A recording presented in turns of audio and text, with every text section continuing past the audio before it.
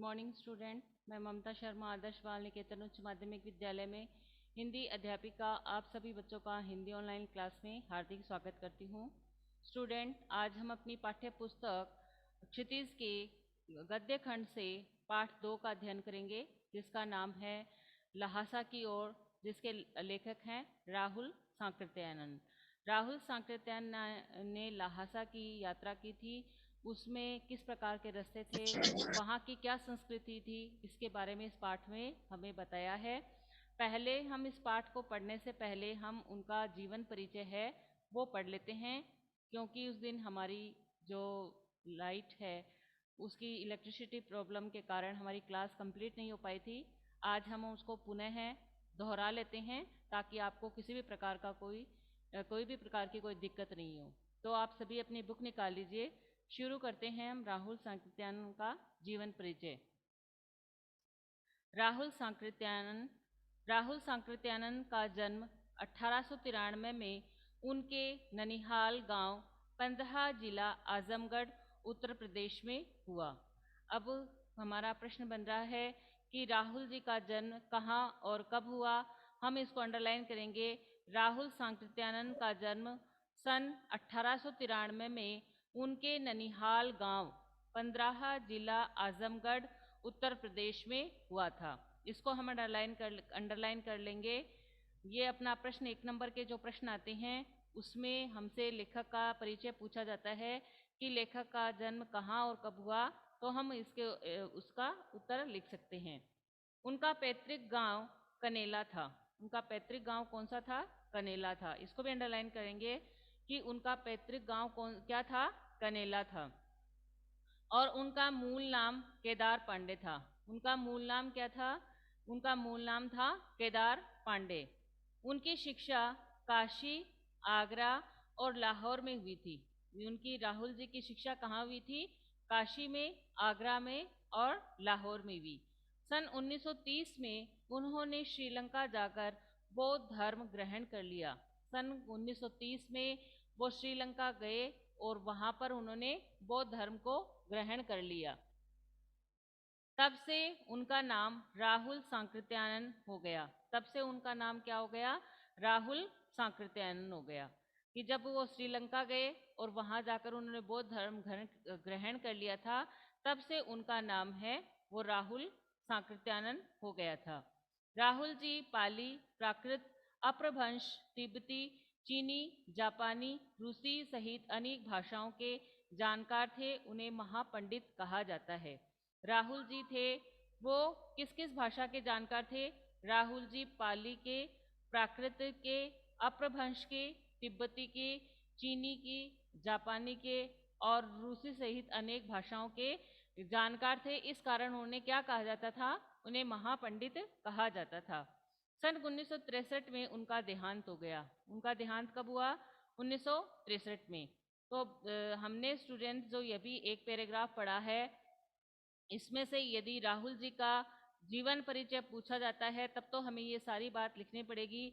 लेकिन अगर इनमें से एक एक नंबर के जो प्रश्न आते हैं अपने वो पूछे जाते हैं, तो अपना बहुत सारे प्रश्न हैं वो इस पैराग्राफ से बन गए हैं। जैसे कि राहुल जी का जन्म कहाँ और कब हुआ, और उनका पैतृक गांव कौन सा था, उनका मूल नाम क्या था, उनकी शिक्षा कहाँ पर हुई थी, उन्होंने बौद्ध धर्म कब ग्रहण किया था, और वो कौन कौन सी भाषाओं के जानकार थे, वो कौन कौन सी उन्हें महापंडित क्यों कहा जाता है? क्योंकि वो अनेक भाषाओं के जानकार थे और इसलिए उन्हें महापंडित कहा जाता है। उनका देहांत कब हुआ? तो ये सारे प्रश्न हैं और ये सारे उत्तर इस पैराग्राफ से अपने बन गए हैं, इसलिए आप इसको बड़े ध्यान से पढ़ेंगे और इसको लर्न भी करेंगे। राहुल सांकृत्यायन ने उपन्यास, कहानी, आत्मकथा, यात्रावृत्त, जीवनी, आलोचना, शोध आदि अनेक विद्याओं में साहित्य सृजन किया। राहुल सांकृत्यायन जी ने उपन्यास भी लिखे, कहानी, आत्मकथा, यात्रा जीवनी, आलोचना आदि अनेक जो विद्याएं थी उनमें उन्होंने साहित्य का सृजन किया। इतना ही नहीं, उन्होंने अनेक ग्रंथों का हिंदी में अनुवाद भी किया। इतना ही नहीं किया कि उन्होंने केवल साहित्य सृजन ही नहीं किया, उन्होंने अनेक ग्रंथों का हिंदी में अनुवाद किया, यानी वो किसी दूसरी भाषा में थे और उन्होंने क्या किया, उसका हिंदी में अनुवाद किया ताकि भारतीय भी हैं वो भी उनको समझ सके। मेरी जीवन यात्रा 6 भाग, दर्शन दिग्दर्शन, 22वीं सदी, वोल्गा में गंगा, भागो नहीं, दुनिया को बदलो, दिमागी गुलामी, घुमक्कड़ शास्त्र उनकी प्रमुख कृतियां हैं। उनकी प्रमुख कृतियों के नाम पूछे जाए तो मेरी जीवनी यात्रा से लेके आप लोग प्रमुख कृतियां हैं यहाँ तक अंडरलाइन करेंगे। मेरी जीवन यात्रा 6 भाग, दर्शन दिग्दर्शन, 22वीं सदी, वोल्गा से गंगा, भागो नहीं, दुनिया को बदलो, दिमाग की गुलामी, घुमक्कड़ शास्त्र उनकी प्रमुख कृतियां हैं। इनके आप नाम इनको आप अंडरलाइन करोगे। साहित्य के अलावा दर्शन, राजनीति, धर्म, इतिहास, विज्ञान आदि विभिन्न विषयों पर राहुल जी द्वारा रचित पुस्तकों की संख्या लगभग 150 है। साहित्य के अलावा उन्होंने क्या किया, दर्शन पे भी, राजनीति पे भी, धर्म पे भी, इतिहास में भी आदि विभिन्न विषयों पर उन्होंने क्या किया, पुस्तक की रचना की। जो पुस्तक की रचना की है इनकी संख्या लगभग 150 है। राहुल जी बहुत सी लुप्त प्राय सामग्री का उद्धार कर अत्यंत महत्वपूर्ण कार्य किया। राहुल जी ने बहुत सी लुप्त प्राय यानी जो गायब होने के कगार पर थी, जो लुप्त होने की कगार पे थी, ऐसी सामग्रियों का वो उन्होंने उद्धार किया, यानी उन पे भी उन्होंने महत्वपूर्ण कार्य किया। यात्रा व्रत लेखक में राहुल जी का स्थान अनंतम है कि यात्रा व्रत में उन्होंने अनेक जगह की यात्रा की थी, उनमें उनका स्थान है वो सर्वश्रेष्ठ है। उन्होंने घुमक्कड़ी का शास्त्र रचा और उससे होने वाले लाभों का विस्तार से वर्णन करते हुए मंजिल के स्थान पर यात्रा को ही घुमड़ का उद्देश्य बताया। उन्होंने घुमक्कड़ी का शास्त्र रचा, यानी जो वो अनेक देशों की यात्राओं करते थे और इसीलिए वो घुमक्कड़ थे। जैसे कोई घुमक्कड़ जाति होती है, जैसे भील है, ये गाड़िया लुहार है, ये एक जगह से दूसरी जगह जाते रहते हैं। तो वो कह रहे हैं उन्होंने भी क्या किया, बहुत सारे देशों की यात्रा की थी और उन्होंने उस पर शास्त्र रचना भी की थी। तो उस घूमने से उसके क्या लाभ हो सकते हैं इस पर भी उन्होंने विस्तार से वर्णन किया था। और घुमक्कड़ी से मनोरंजन, ज्ञानवर्धन एवं अज्ञात स्थलों की जानकारी के साथ साथ भाषा एवं संस्कृति का भी आदान प्रदान होता है। उन्होंने बताया कि घूमने से केवल मनोरंजन ही नहीं होता, कि अपना मनोरंजन ही नहीं होता, अपना ज्ञानवर्धन भी होता है और हमें अज्ञात स्थलों की जानकारी भी मिलती है कि अज्ञात यानी हम जिनको जानते नहीं हैं उनकी हमें जानकारी मिलती है, उनकी भाषा क्या है, वहाँ की संस्कृति क्या है, वहाँ लोग क्या पहनते हैं, क्या खाते हैं, किस तरीके से रहते हैं, इस बारे में भी हमें पता चलता है। इससे भी हमारा क्या है, जो ज्ञानवर्धन होता है। राहुल जी ने विभिन्न स्थानों के भौगोलिक वर्णन के अतिरिक्त वहाँ के जनजीवन की सुंदर झांकी प्रस्तुत की है। राहुल जी ने विभिन्न स्थानों के जो जहाँ पर राहुल जी गए हैं वहाँ के विभिन्न स्थानों की, वहाँ की भौगोलिक स्थिति किस प्रकार से है, वहाँ का जनजीवन किस तरीके का है, वहाँ लोग कैसे जीते हैं, कैसे खाते पीते हैं, उनका उन्होंने बड़े ही सुंदर ढंग से वर्णन किया है। और उन्होंने जिस तरीके से अपने शास्त्र में, अपने ग्रंथ में इस तरह की झांकी, एक घुमक्कड़ी जीवन शैली की जो झांकी प्रस्तुत की है, उसको पढ़कर हमें ऐसा लगता है कि जैसे हम भी उस स्थान पर है, यानी उनका जो वर्णन करने का तरीका है वो हमें पढ़कर ऐसा लगता है जैसे हम उसी स्थान पर हो। जैसे इस पाठ में हमें लहासा का वर्णन किया गया है, तो हम इस पाठ को पढ़ते हैं तो हमें ऐसा लगता है जैसे हम खुद स्वयं हैं वो लहासा में ही हो। संकलित अंश राहुल जी की प्रथम तिब्बत यात्रा से लिया गया है। ये लहासा की ओर है। ये अपना जो पाठ है ये उनकी जो प्रथम यात्रा थी तिब्बत की, उससे लिया गया है, जो उन्होंने सन 1929-30 में नेपाल के रास्ते से की थी। जो उन्होंने कौन से सन में करी थी, 1929 में, 30 में की थी और नेपाल के रास्ते से की थी। इसको भी हम अंडरलाइन करेंगे। संकलित अंश राहुल जी की प्रथम तिब्बत यात्रा से लिया गया है, जो उन्होंने सन 1929-30 में नेपाल के रास्ते से की थी। कहाँ, किस रास्ते से की थी? नेपाल के रास्ते से की थी, 1929-30 में की थी, और यह उनकी प्रथम तिब्बत यात्रा थी। उस समय भारतीयों को तिब्बती यात्रा की अनुमति नहीं थी। उस समय जो भारतीय थे उनको तिब्बत यात्रा करने की अनुमति नहीं थी, यानी उनको वहां जाने की परमिशन नहीं थी। इसलिए उन्होंने यह यात्रा एक भीख में के छंदम वेश में की थी। इसलिए उन्होंने यह यात्रा किसके वेश में की? भीख मंगे के भेष में, कि भीख मंगे बनकर वो तिब्बत गए थे। इससे तिब्बत की राजधानी लहासा की ओर जाने वाले दुर्गम रास्तों का वर्णन उन्होंने बहुत ही रोचक शैली में किया है।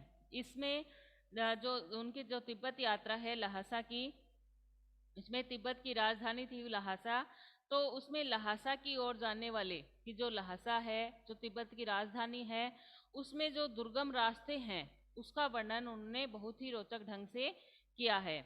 इस यात्रा वृत्तांत से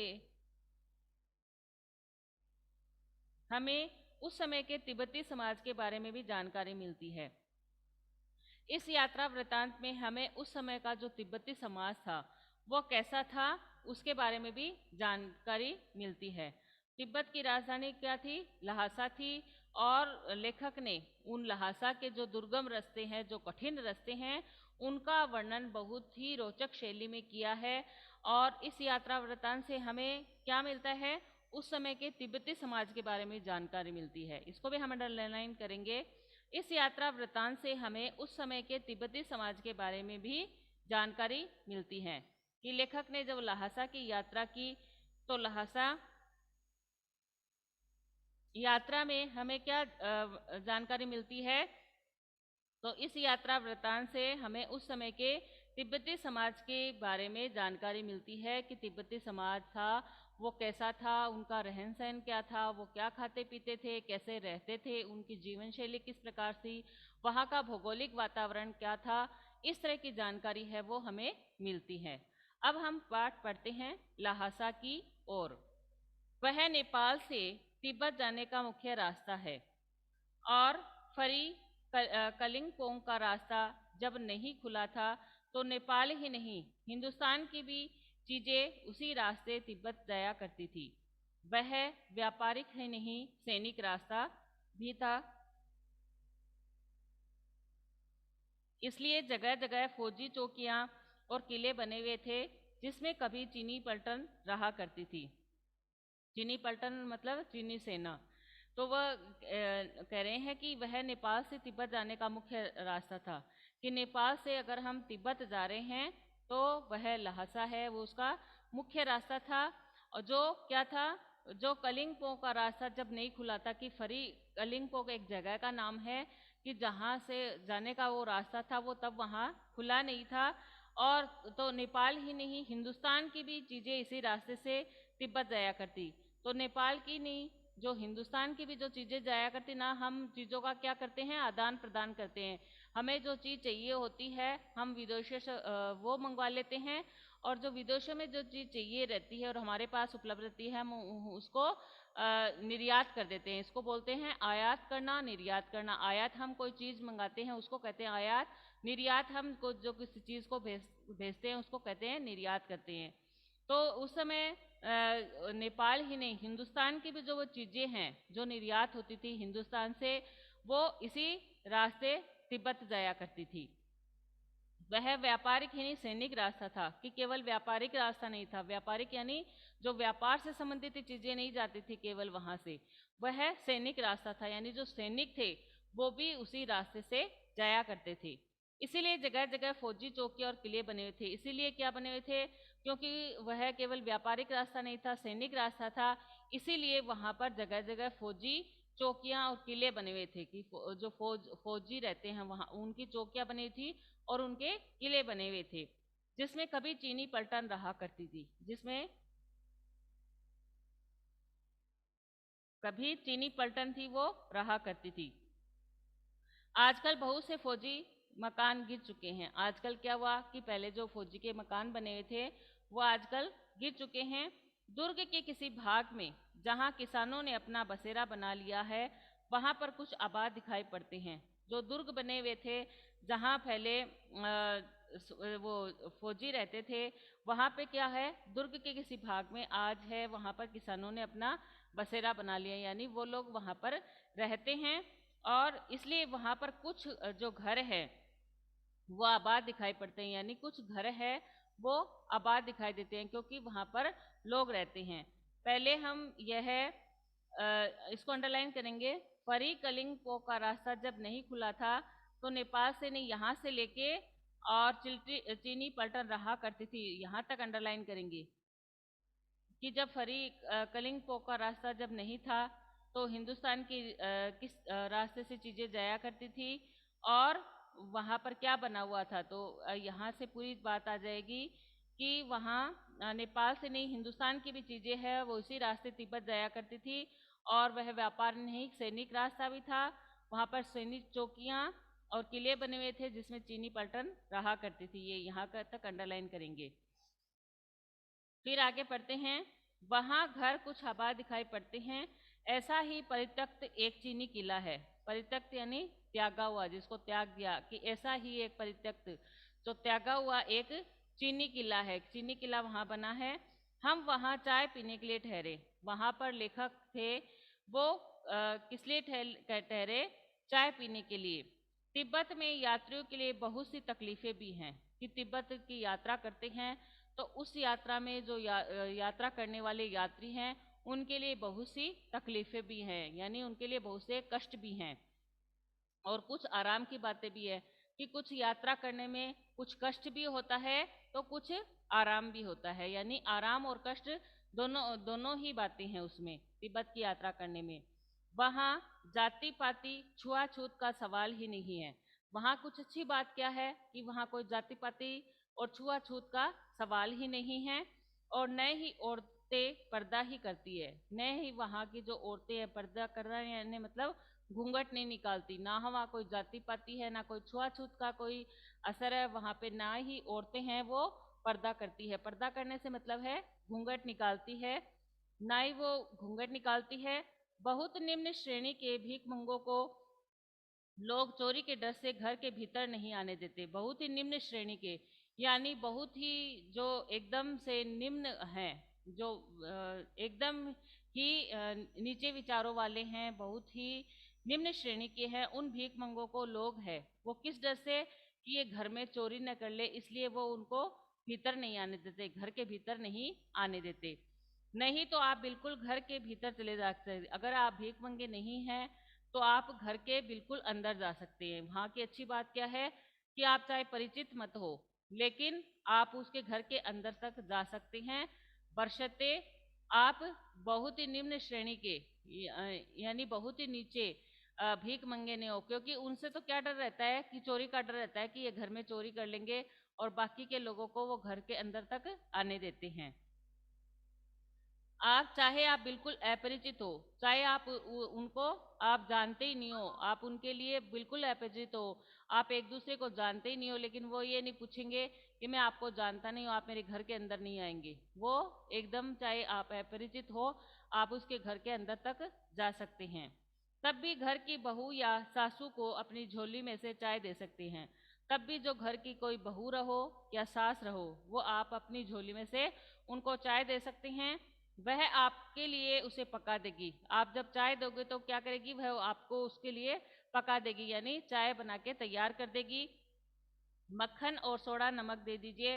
वह चाय थोड़ी चौड़ी में कूटकर उसे दूध वाली चाय के रंग की बना के मिट्टी के टोटीदार बर्तन में रख के आपको दे देगी। तो वो क्या करेगी, उसमें उसमें थोड़ा मक्खन और कि आप उसे थोड़ा मक्खन और सोडा नमक दे दीजिए तो वो क्या करेगी, वह उसमें कूटकर थोड़ी में कूटकर उसकी दूध वाली चाय के रंग की बना के, जैसे दूध का रंग का चाय होता है वैसे ही बना के मिट्टी के टोटीदार बर्तन में, एक मिट्टी का बर्तन लगा हुआ होता है, बर्तन रहता है, तो उस पे आपको रख के दे देगी। यदि बैठक की जगह चूल्हे से दूर है, यदि आप बैठे हैं वह चूल्हे से दूर है तो और आपको डर है कि सारा मक्खन आपकी चाय में नहीं पड़ेगा तो आप खुद जाकर थोड़ी में चाय मत कर ला सकते हैं। यदि आप कहीं दूसरी जगह, लेखक बता रहे हैं कि आप कहीं दूसरी जगह बैठे हैं और जहाँ चाय पकड़ी है वहां तक आपकी वो जगह दूर है, तो आप खुद है उसको चाय को तैयार करके ला सकते हैं, इतनी भी छूट है। चाय का रंग तैयार हो जाने पर फिर नमक मक्खन डालने की जरूरत नहीं। फिर चाय का जब रंग तैयार हो जाता है तो फिर नमक और मक्खन डालने की भी जरूरत नहीं होती।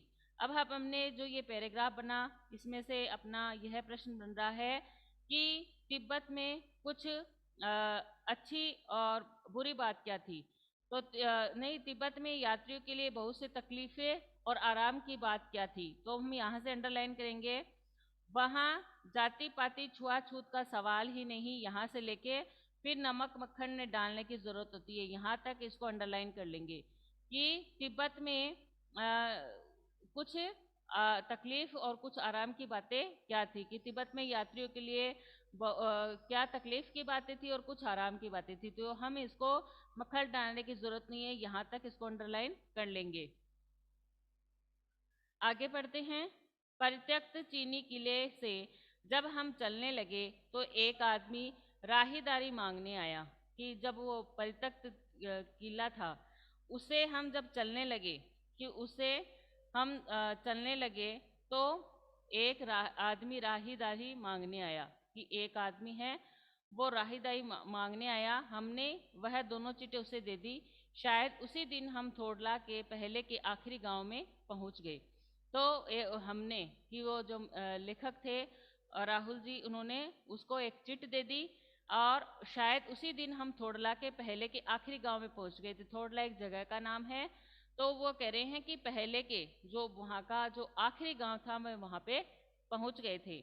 यहाँ भी सुमिति के जान पहचान के आदमी थे। यहाँ भी जो सुमिति था, सुमिति किसे कहा जाता है, सुमिति है वो लेखक जब यात्रा की थी उन्होंने, तो वहां को लेखक को यात्रा के दौरान मिला था, जिस जो मंगोल भिक्षुक था और जिसका नाम क्या था, लॉबजर्ड शेख था। और इसका अर्थ क्या होता है, सुमिति प्रज्ञ, कि जो सुमिति प्रज्ञ होता है इसका नाम। तो अतः सुविधा के लिए लेखक ने क्या किया, उसको सुमिति सुमिति कहना शुरू कर दिया। वो कौन था, सुमिति एक मंगोल भिक्षुक था वो। तो लेखक कह रहे हैं कि यहाँ भी सुमिति के जान पहचान के आदमी थे, कि जो लेखक थे जो सुमिति को जानते थे उस सुमिति के जान पहचान के आदमी थे। और भीख मंगे रहते भी ठहरने के लिए अच्छी जगह मिली। और भीख मंगे रहते भी यानी वो किसके वेश में थे, भीख मंगों के वेश में थे, लेकिन फिर भी उन्हें ठहरने के लिए अच्छी जगह मिली। 5 साल बाद हम इसी रास्ते लौटे थे और भीख मंगे नहीं। एक भद्र यात्री के वेश में घोड़ों पर सवार होकर आए थे, किंतु इस वक्त किसी ने हमें रहने के लिए जगह नहीं दी और हम गांव के एक सबसे गरीब झोपड़े में ठहरे थे। बहुत कुछ लोगों की उस वक्त की मनोवृत्ति पर निर्भर है, खासकर शाम के वक्त छड़ पीकर बहुत कम होश हवास को दुरुस्त रखते हैं। लेखक कह रहे हैं कि पहले तो किसी को तिब्बत की यात्रा करने की मंजूरी नहीं थी। तो लेखक ने जब प्रथम यात्रा की थी तिब्बत की, तो वो किसके वेश में करी थी, उन्होंने एक भीख मंगे के वेश में। और भीख मंगे के वेश में थे तब तो उन्हें रहने के लिए बहुत उचित स्थान मिला। लेकिन जब वो एक बाद में 5 साल बाद में वो उसी रास्ते से लौटे थे, यानी दोबारा उन्होंने तिब्बत की यात्रा करी, उस वक्त वो भीख मंगे के वेश में नहीं थे, एक भद्र वेश के में थे, एक जेंटलमैन जिसे बोलते हो, एक सभ्य आदमी के वेश में थे। तो और घोड़े पर सवार होकर थे। उस वक्त उनको रहने के लिए स्थान नहीं मिला, एक गरीब का झोपड़ा रहने के लिए मिला। तो क्योंकि उस समय के लोगों की मनोवृत्ति थी वो बदल चुकी थी। उस समय जो तिब्बती समाज था, 5 साल पहले का जो तिब्बती समाज था वो कुछ अलग था, वहाँ के लोगों की मनोवृत्ति अलग थी। और 5 साल बाद है वहाँ के रहन सहन, जीवन शैली, वहाँ के लोगों की मनोवृत्ति में अंतर आ गया। तो उनको एक सभ्य वेश में होने के बावजूद भी उन्होंने एक गरीब के झोपड़े में रहना पड़ा था। क्योंकि क्या बात थी, वहाँ खासकर शाम के वक्त थे, वो छड़ पीकर बहुत कम होश हवास में दुरुस्त रखते थे। कि वहाँ के लोग थे वो शाम को बस क्या आते थे, एक मादक पदार्थ जो होता है जो छड़ पी लेते थे और फिर होश हवास में नहीं रहते थे। यहाँ से हम अंडरलाइन करेंगे कि लेखक को भीख मंगे के वेश में होने के बावजूद भी एक रहने के लिए अच्छा स्थान मिला। और जब वो भद्रवेश में थे तब उनको रहने के लिए अच्छा स्थान क्यों नहीं मिला। तो हम यहाँ से करेंगे कि एक भद्रवेश यात्री के घोड़ों पर सवार होकर आए थे, यहाँ से लेके और दुरस्त रखते हैं, क्योंकि उस समय के लोगों की मनोवृत्ति पर निर्भर है, क्योंकि शाम के वक्त है, वो लोग छड़ पीकर होश रहते हैं, उन्हें किसी प्रकार का होश नहीं रहता है। तो यहाँ तक अपन अंडरलाइन कर लेंगे। आगे पढ़ते हैं। हमें सबसे विकट डांडा थोड़ला पार करना था। अब हमें सबसे विकट डांडा थोड़ला पार करना था। डांडा है वो क्या है? डांडा है किसे कहते हैं? ऊंची जमीन को। और थोड़ला जो तिब्बती सीमा का एक स्थान है। तो वो लेखक कह रहे हैं कि अब हमें सबसे विकट डांडा थोड़ला पार करना था, यानी एक जो तिब्बत सीमा का एक स्थान है और जो वहाँ का डांडा यानी वहाँ की ऊंची जमीन है वो हमें पार करनी थी। डांडे तिब्बत में सबसे खतरे की जगह है, यानी डांडा है जो ऊंची जमीन है वो सबसे क्या है? खतरे की जगह है। 16-17 हजार फीट की ऊंचाई होने के कारण उनके दोनों तरफ मीलों तक कोई गांव गिराव नहीं होते। कितने हजार पे है वो? 16-17 हजार फीट की ऊंचाई पर होने के कारण उनके दोनों तरफ मीलों तक कोई गांव गिराव नहीं होते, यानी वो 16-17 फीट की ऊंचाई पर है, इस कारण उसके दोनों तरफ ही कोई गांव नहीं है। इसको हम अंडरलाइन करेंगे। 16-17 हजार फीट की ऊंचाई होने के कारण उनके दोनों तरफ मीलों तक कोई गांव गराव नहीं होते। इसको अंडरलाइन करेंगे हम। इसमें थोड़ला में हम सभी विकट डांडा थोड़ला उनको पार करना था। वहां पर क्या है कि वो डांडा तिब्बत में सबसे खतरे, वो डांडा है वो तिब्बत में सबसे खतरे की जगह है और कितने है? 16-17 हजार की फुट की ऊंचाई पर है, इस कारण उसके दोनों तरफ ही है वो गांव गराव नहीं होते ने, कोई भी गांव है वो बसा हुआ नहीं रहता। नदियों के मोड़ और पहाड़ों के कोनों के कारण बहुत दूर तक आदमी को देखा नहीं जा सकता।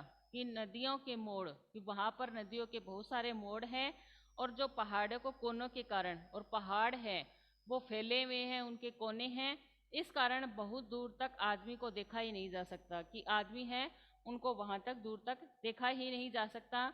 डाकू के लिए सबसे अच्छी जगह, किसके लिए वो सबसे अच्छी जगह है? डाकुओं के लिए। तिब्बत में गांव में आकर खून हो जाए तब तो खूनी को सजा भी मिल सकती है। कि तिब्बत में है, वहां के गांव में आकर यदि खून हो जाए तब तो खूनी को सजा भी मिल सकती है, लेकिन इस निर्जन स्थानों में मरे हुए आदमी के लिए कोई परवाह नहीं करता। लेकिन इस निर्जन यानी जिसमें कोई जन नहीं हो, जो एकदम सुनसान हो, एकांत जगह हो, अगर उस जगह पर किसी व्यक्ति को मार दिया तो उस आदमी के लिए कोई परवाह भी नहीं करता। सरकार खुफिया विभाग और पुलिस पर उतना खर्च नहीं करती और वहां गवाह भी तो कोई नहीं मिल सकता। वहां की जो सरकार है वो जो खुफिया विभाग है और खुफिया विभाग पर और पुलिस पर उतना खर्च नहीं करती है और वहां गवाह भी नहीं मिलते हैं, तो कोई गवाह तो मिल ही नहीं सकता। डकैत पहले आदमी को मार डालते हैं, उसके बाद देखते हैं कि कुछ पैसा नहीं है। वहां के जो डकैत हैं, जो डकैत क्या है, जो राहीगर आते जाते हैं उनके पास जो सामान रहता है वो क्या करते हैं? पहले उस सामान को नहीं देखते। वहां के डकैत क्या करते हैं? पहले उस आदमी को मारते हैं, फिर देखते हैं किसके पास क्या है और क्या नहीं है। फिर डकैत कि नहीं, हथियार का कानून न रहने के कारण यहाँ लाठी की तरह लोग पिस्तौल बंदूक लिए फिरते हैं। हथियार का कानून नहीं रहने के कारण, यानी कोई भी है वो हथियार रह सकता है, यह कानून नहीं होने के कारण लोग है वो क्या करते हैं? पिस्तौल और बंदूक लिए हाथ में फिरते हैं, किसकी तरह? लाठी की तरह। जैसे हम लोग हैं वो लाठी को लिए घूमते हैं ना, वहाँ के जो तिब्बत के लोग हैं वहाँ पर हथियार का कानून नहीं है कि हथियार रख सकता है। हमारे तो अगर हथियार रखे तो हमें लाइसेंस की ज़रूरत होती है, वहाँ पर कोई लाइसेंस की ज़रूरत नहीं होती, इसलिए वहाँ लोग जो हथियार है वो ऐसे लिए घूमते हैं जैसे कोई लाठी हो। तो अभी यहाँ से हम अंडरलाइन करेंगे कि तिब्बत में लोग है वो पिस्तौल बंदूक लिए क्यों फिरते हैं। तो यहाँ से अंडरलाइन करेंगे, हथियार का कानून न रहने के कारण यहाँ लाठी की तरह लोग पिस्तौल बंदूक लिए फिरते हैं। यहाँ तक अंडरलाइन कर लेंगे। और फिर अपना यह भी प्रश्न बनता है कि तिब्बत में लोग हैं वो खून क्यों कर देते हैं और क्यों किसी को मार डालते हैं। तो तिब्बत में क्या है कि तिब्बत में जो सरकार है वो खुफिया विभाग और पुलिस पर इतना खर्च नहीं करती है और वहाँ पर गवाह भी नहीं मिल सकता। डकैत होते हैं जो क्या करते हैं, आदमी को मार डालते हैं और बाद में उसमें देखते हैं कि उनके पास कुछ पैसा है या नहीं। तो ये किस कारण से होता है? क्योंकि वहाँ पर जो डाकू हैं उनके लिए कोई भी कानून नहीं बना हुआ, वो निर्जन स्थान पर रहते हैं और लोगों को मार देते हैं। तो यहाँ से करेंगे। अब तिब्बत में गांव में आकर खून हो जाए तब तो खूनी को सजा भी मिल सकती है, लेकिन इस निर्जन स्थानों में मरे हुए आदमी के लिए कोई परवाह नहीं करता। सरकार खुफिया विभाग और पुलिस पर उतना खर्च नहीं करती और गवाह भी तो नहीं मिल सकते। क्यों लोग तिब्बत में लोग क्यों कर देते हैं, लोगों को क्यों मार देते हैं, डकैत है वो? क्योंकि वहाँ पर की जो खुफिया विभाग है वो पुलिस पर उतना खर्च नहीं करती है और वहाँ है जो गवाह भी नहीं मिल सकते कि कोई ये कह दे कि हाँ हमने इसको मारते हुए देखा है। इसलिए आप यहाँ तक अंडरलाइन कर लेंगे। फिर आगे पढ़ते हैं। डाकू यदि जान से न मारे तो खुद उसे अपने प्राणों का खतरा है। डाकू यदि जान से न मारे, यदि किसी व्यक्ति को जान से नहीं मारता तो उन्हें खुद अपने प्राणों का खतरा रहता है कि कहीं ये हमें नहीं मार दे। गांव से हमें मालूम हुआ कि पिछले ही साल थोड़ला के पास खून हो गया था। वह लेखक जब गांव में गए तो वहां उनको पता हुआ कि पिछले साल थोड़ला के पास है वो खून हो गया था। शायद खून की हम उतनी परवाह नहीं करते क्योंकि हम भीख मंगे थे। वो खून की परवाह क्यों नहीं करते थे? वो कह रहे हैं कि वो खून की परवाह हम इसलिए नहीं करते क्योंकि वो तो किसके वेश में गए थे? भीख मंगे। भीख मंगों के पास खुद के पास क्या सामान रहेगा? किसी का खून करते हैं तो कोई व्यक्ति यदि कि डकैत होते हैं किसी दूसरे का खून करते हैं तो वो क्या देखते हैं कि इस व्यक्ति के पास कोई सामान है। वो तो खुद ही एक भीख मंगे के वेश में, तो भीख मंगा क्या सामान रखेगा अपने पास में? तो लेखक कह रहे हैं कि हमें उस खून की इतनी परवाह नहीं थी। क्यों क्यों नहीं थी? क्योंकि वो खुद क्या थे? भीख मंगे के वेश में थे। और जहां कहीं वैसी सूरत देखते टोपी उतार जीभ निकाल कुची कुची दया दगा एक पैसा कहते भीख मांगने लगते। और जहां जहां वो जाते और ऐसे देखते कि यहाँ है वो डकैत है या यहाँ का वातावरण थोड़ा गर्म है तो वो क्या करते, वो अपनी टोपी उतार लेते और जीभ निकाल करके कुची कुची, कुची कुची का मतलब क्या होता है कि हमें दया करके एक पैसा दे दो, यानी वो भीख मांगने लग जाते। तब अगले को विश्वास हो जाता कि ये तो भीख मंगे हैं। लेकिन पहाड़ की ऊंची चढ़ाई थी, पीठ पर सामान लाद कर कैसे चलते? लेकिन पहाड़ की जो ऊंचाई थी वो बहुत ज़्यादा थी। इस कारण ऊंची चढ़ाई होने के कारण वो अपना पीठ सामान कैसे ला सकते थे, पीठ पर सामान लाद कर कैसे चल सकते थे। और अगला पड़ाव 16-17 मील से कम नहीं था। और उनका जो अगला पड़ाव था वो कितनी दूर था? 16-17 मील से कम नहीं था। मैंने सुमिति से कहा कि यहाँ से लंगकोट तक के लिए 2 घोड़े कर लो, सामान भी रख लेंगे और चढ़ लेंगे। तो वो कह रहे हैं कि अगला पड़ाव वहाँ 16-17 मील की दूरी पर था। तो उन्होंने लेखक ने सुमिति से कहा कि लंगकोट तक जाने के लिए आप 2 घोड़ों कर लो, जिसमें एक में तो हम सामान रख लेंगे और दूसरे पे हम चढ़ लेंगे। अब इसमें अपना ये जो पैराग्राफ पढ़ा है इसमें से अपना ये भी प्रश्न बन रहा है कि लेखक है जब कोई मिलता तो वो क्या करते कि कहीं खून हुआ देखते तो वो क्या करते?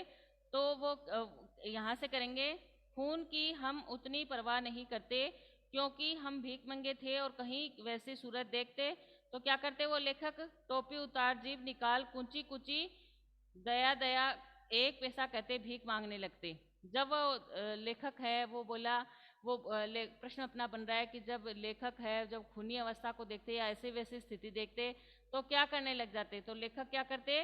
अपने टोपी उतार लेते और जीभ निकाल कर कुची कुची कह करके भीख मांगने, एक पैसा कहकर भीख मांगने लग जाते।